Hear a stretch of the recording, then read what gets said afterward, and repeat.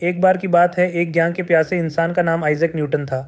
Newton बचपन से ही विचित्र चीज़ों को समझने और उनका राज जानने में रुचि रखता था।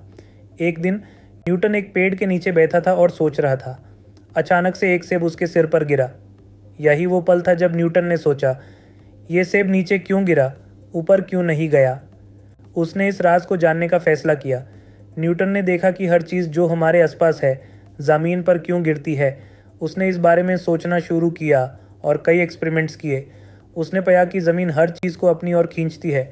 इस खींचने की शक्ति को हम गुरुत्वाकर्षण या ग्रेविटी कहते हैं। न्यूटन ने इस कॉन्सेप्ट को एक फार्मूला के रूप में प्रस्तुत किया। ये फार्मूला समझाना थोड़ा मुश्किल है, पर चलो इसे एक कहानी के रूप में समझते हैं। न्यूटन ने देखा कि कोई भी दो वस्तु ऑब्जेक्ट्स एक दूसरे को अट्रैक्ट करते हैं। इस अट्रैक्शन की शक्ति उनकी मास, भारी होने की शक्ति और उनके बीच की दूरी पर निर्भर करती है। फोर्स वही शक्ति है जो दो वस्तुओं को एक दूसरे की ओर खींचती है, जैसे ज़मीन सेब को नीचे खींचती है। जी का मतलब ग्रेविटेशनल है। ये एक कांस्टेंट है जो हर जगह एक जैसा होता है। इसका वैल्यू हमेशा सेम रहता है।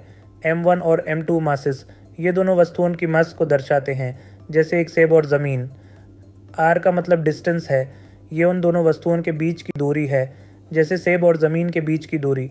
न्यूटन का फॉर्मूला ये बताता है कि अगर दोनों वस्तुओं की मास ज़्यादा होगी या उनके बीच की दूरी कम होगी तो अट्रैक्शन की शक्ति ज़्यादा होगी, और अगर मास कम होगी या दूरी ज़्यादा होगी तो अट्रैक्शन की शक्ति कम होगी। एग्जाम्पल के तौर पर अगर एक सेब और ज़मीन को हम देखें तो सेब का मास छोटा होता है और ज़मीन का मास बहुत बड़ा होता है। इसलिए ज़मीन सेब को अपनी ओर खींचती है और सेब नीचे गिरता है। न्यूटन का ये सिद्धांत इतना महत्वपूर्ण था कि इसने विज्ञान के क्षेत्र में एक नए युग का प्रारंभ किया। उसने दुनिया को ये समझाया कि किस तरह प्रकृति की कुछ निहित शक्तियाँ हर चीज़ को प्रभावित करती हैं।